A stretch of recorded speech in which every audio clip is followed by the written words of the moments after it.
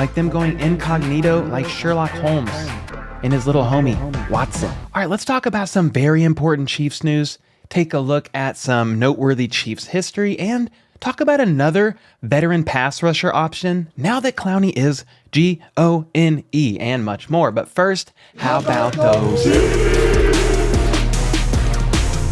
What's up, guys? My name is Cole, and I do daily news about the Chiefs and the NFL overall. So hey, sub if you are new, hit that like button if you think Russell Wilson will not become the league MVP, because some people are actually out of their minds saying that he will. And let's get into this news, starting with the most important player news that mainstream media refuses to show.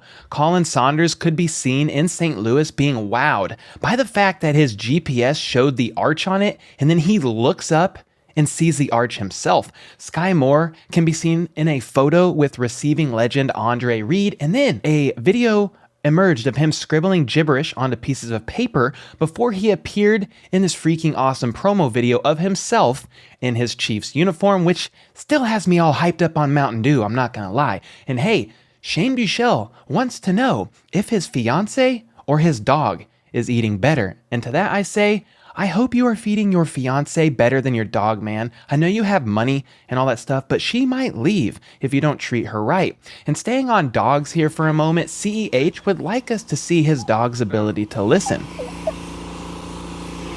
Blue, stay. Free.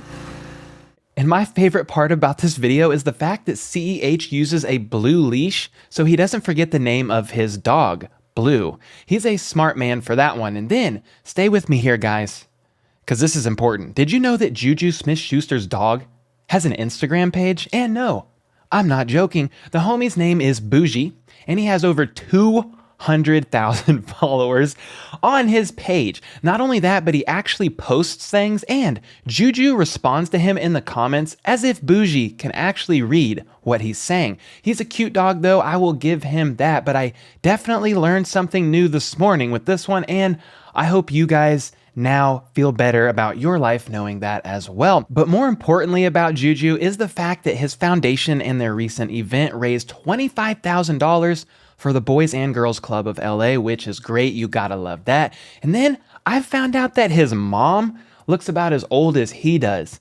So yeah, she either had him very early in life, or she has been drinking an elixir straight from the fountain of youth. And in some QB1 news, you could see Patrick Mahomes in this photo golfing with Travis Kelce, his dad Pat Mahomes, and then a bunch of random guys that I do not know. And then he was also seen courtside last night at the Mavs and Warriors playoff game with his wife Brittany. So while the Mavs did lose that game, Mahomes and his outfit certainly did not. And then yesterday was exactly 60 years ago to the day that Lamar Hunt agreed to move the franchise from Dallas to KC. And so I want to take a quick look back through time here and see how the move came about, thanks to an absolute legend of an article from Bob Moore, who is the Chiefs historian. That is literally his title, team historian, and you gotta freaking love it. All right, so the mayor of KC at the time, Atro Bartle Hall, ring a bell? A stud of a name, Atro Bartle, let me tell you what. He believed a pro football franchise would give the town of Kansas City an image that would confer big league status and take them out of the reputation of merely being a cow town, although I do love steaks. But he knew that the rise of football was continuing to climb across the U.S., and this could really help bolster the city. Bartle was a man of enormous political gifts equaling his physical size, which earned him the nickname Chief.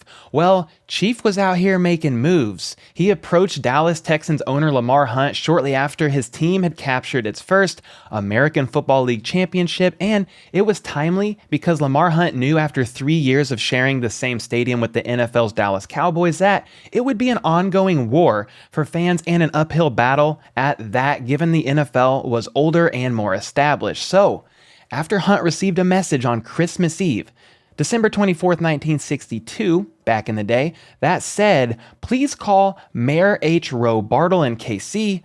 Shortly after that, he ended up traveling incognito to KC with Jack X, who was a government instigator, but was really the Texans GM, Jack Stedman. And this is hilarious to me because of the times that we live in today. You could never travel anywhere incognito like this due to social media. It just would not happen. So I love this aspect of the story very much. Anyway, Hunt received generous terms from Mayor Bartle to bring him to KC, and on February 8th, 1963, Hunt called a presser in KC to announce the move of his franchise to Kansas City if the city could sell 25,000 season tickets by May 15th. Well, this sent a shockwave of literal shock through the Texans locker room, who had no idea at the time that this was going to happen until the press conference itself.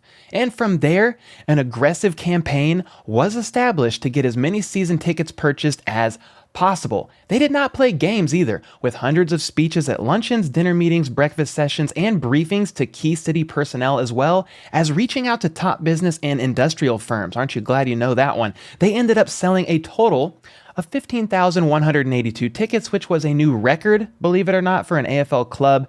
They didn't reach the 25,000 goal, sadly, but the efforts were enough for Lamar to see that KC would support the team, and so to Kansas City they came. And at the team's first public luncheon in KC, Hunt remarked, "It feels strange to be in a city that does not suffer from an overpopulation of football teams." So, just like that, Bartlestown was no longer a Cowtown. Let me know what you guys think of that little story. There's a couple parts of that story that I did not know about, like them going incognito like Sherlock Holmes and his little homie, Watson. Anyway, let's move on. We know the Chiefs may need some additional D-line help, or at least it is of popular opinion that they do, and so various free agent pass rushers have at least been part of the convo in the realm of answers that are being sought out, and one of those players has been Jadeveon Clowney. In fact, I've heard almost every Chiefs podcast or channel all over Twitter, etc., talk about Clowney and the Chiefs needing to consider him pretty seriously for a few reasons. One,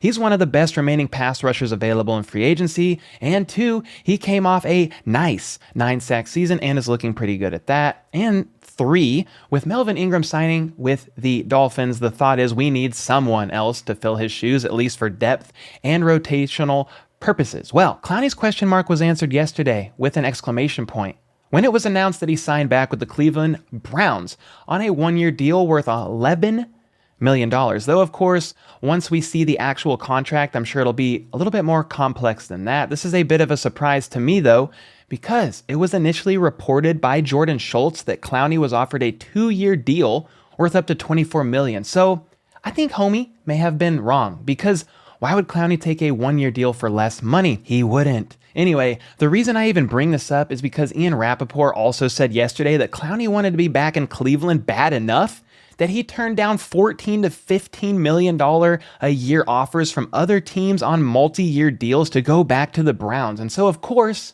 the Chiefs have been brought up as one of the potential teams to have been in talks with him. I think Clowney is a decent player for sure, don't get me wrong here, but do we really think the Chiefs would offer up $14 to $15 million a year for an almost 30-year-old pass rusher? I guess anything is possible, but I highly freaking doubt it. Let's be as honest as Abraham Lincoln himself here. And I don't have cataracts or anything like that, but my vision is still a bit blurry here on the Chiefs' plans, which I know they have one, but the question is, what is it? I need to know. They must tell me now. Here's a question. Do we think they are content with the D-line that they do have now, with the addition of Carl Loftus, and maybe with the thought that they could use linebacker Leo Chanel as an extra body to bring pressure to the QB, or maybe a potential trade, like we discussed the other day about somebody like Bears Robert Quinn. If they wanted a trade that was a little more palatable on the pocketbook, they could wait until around midseason and look to trade for a player on a losing team, but it seems a bit risky to wait and try to bank on that to happen and just see what happens, considering our D-line is not that good. Well, there are a few other free agents available, of course, and one that Brandon Gibson from Arrowhead Addict names is Carlos Dunlap. At 33, Dunlap is the same age as Ingram, basically borderline ancient in football years, at least for some positions, let's be honest, and he's coming off a much better season than Ingram, at least. Ingram had just 1 sack for the Chiefs last year and 2 all season, including his time in Pittsburgh. He had 25 tackles and 4 tackles for a loss, or as the homies would say, T4Ls. Dunlap, on the other hand, who spent last season with Seattle, was far more productive. He only started 2 games for the Seahawks, but he still had 8.5 sacks, 35 tackles, and 8 T4Ls, significantly more than not just Ingram, but also Frank the Uzi wielding Clark as well. Dunlap spent the first 10 years of his career with the Cincinnati Bengals before being traded to Seattle midway through the 2020 season. And believe it or not, the Seahawks cut Dunlap this offseason despite him leading the team in sacks in 2021. And so I was trying to figure out why they released him, and I found this from Lee Vowell of Fansided and had to chuckle at his reason. He says this: at this point, with all the moves or non-moves Seattle has made or not made this offseason, I am confused about what the vision is for the future. The release of Carlos Dunlap just seems meaningless. Poor Seahawks. It is a freaking mess over there, man. But an article from ESPN that is removed from Emotion says Coach Pete Carroll has said the Seahawks want pass rushing outside linebackers to play on the edge as their evolving defense continues to transition to more of a 3-4 structure up front. Dunlap is more of a traditional 4-3 defensive end, likely another factor in his release. So hey, that's another plus for Dunlap to possibly find his way over to the Midwest, try a little bit of our barbecue, and be persuaded to come to the Chiefs. Anyway, back to this article from Brandon Bossman Gibson. And as a veteran player who would fill a position of need, Dunlap could certainly be an ideal replacement for Ingram. Ingram has had only more sacks than Dunlap in a season once over their careers, and that was in 2017, back in the day. And over the last 3 seasons, Dunlap has a massive 13.5 more sacks than Ingram. The Dolphins signed Ingram to a 1-year, he says $4 million. I think it's 5, but it's somewhere around there. And Dunlap's price would certainly be in a similar ballpark. So what are your guys' thoughts on this? Dunlap for the win, or should he hold this L like the Mavericks last night and stay out of Kansas City? Let me know your thoughts on that in the comments down below. And from here, I want to take a look at some of my favorite comments from yesterday. Kevin Lambert says, yo, just wanted to say I have been watching Chiefs content for quite a while. This is the first channel that is now my go-to everyday tradition. I look forward to it. I may not have breakfast every day, but I do check you out every day. You must be better than bacon. The ultimate compliment. Thank you again for the content. Better than bacon?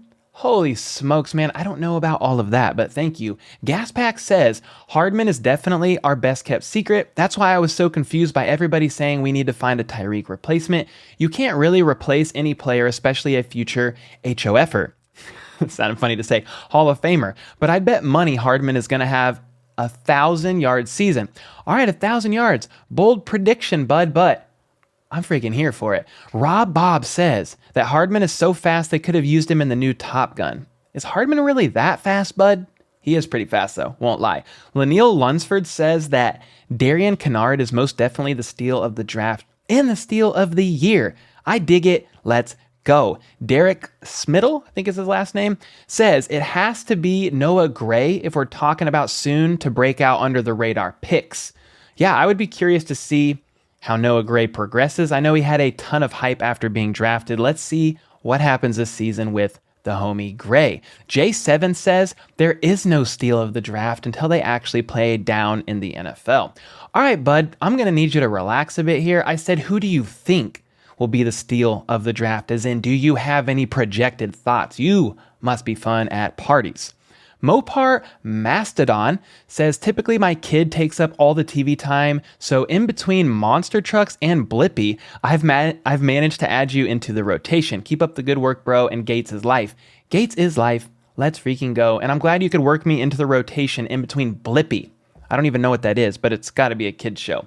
And then we have David Carr commenting on this video, being as educated per usual, saying, Raiders are going 17-0, I believe in my little bro. Well, guess what, David? I do not believe in your little bro. I think he's average at best and Elvis Gerback at worst. 17-0? How high were you when you typed this silly little comment, David? Rosales ENT says, 3 of the scariest women in history, Medusa, Gabby Garcia, and the lady who greets you when you walk into Gates. That's facts, bro. No cap at all. Joseph Bird says, 20,000 subs. Come on, Cole. Let's go. Let's go, Chiefs. We are on our way, bro. Question, though. What kind of bird are you? I got to know this answer. Potemkin says, great thoughts. I'm aligned with McCole being the best kept secret. Love your channel. Keep it up. Edit. Wife loves the beard. Well, tell your wife that my beard says thank you. Dada Kukli, that's got to be it, says, Colderoos for wide receiver 1, also looking good in that hoodie. Dude, I appreciate that, but I would get obliterated on the football field, so I'm just gonna stay hiding in my basement and making videos for you all. I hope that's okay. Darren McCoy says, hey, appreciate the shout out in the video. Just kidding, because you didn't shout me out, but keep up the great work, Bearded One. Watch you every day from Orlando, Florida. You're great. Well, thanks, dude. I appreciate that a lot. And I had to shout you out for the Bearded One comment, not for saying you haven't shouted me out in the past. Just to make that clear. And then I am the divorce. Michelle says, steal of the draft wasn't in the draft. Justin Ross finna stunt on these owners for passing him. Well, first off, I hope you're doing well after your divorce, Michelle. That's never an easy thing. Second, I'd love to see Justin Ross have a year of all years. This guy with the name I cannot pronounce because I will mess it up badly says, man with red beard does good job. Also, thanks. You're my new favorite for Chiefs news. Well, I appreciate it, bro. And thanks for referencing my Hulk smash comments. I appreciate that a lot. And hey, we have an update from the K Wayne situation, the Jaguars guy who said I need to fix my pronunciation of Jaguars. He said, nah, love you, brother. Note the link of Jaguars and wires because he said he would put me in wires. He said, then just messing with you. And yes, I'm that big, but I'd have your back anytime. All right, well, much love back at you. I'm very thankful you do not want to break my jaw. Praise the heavens, because that would not be a good thing. I need this little yapper to make these videos. Make sure to leave a comment below to potentially be featured in an upcoming vid. Sub for more daily news like this, and check out this video over here from yesterday where I talk about the steal of the draft, the Chiefs' best kept secret, and much more. So until next time, let's go. Let's freaking go. How about those?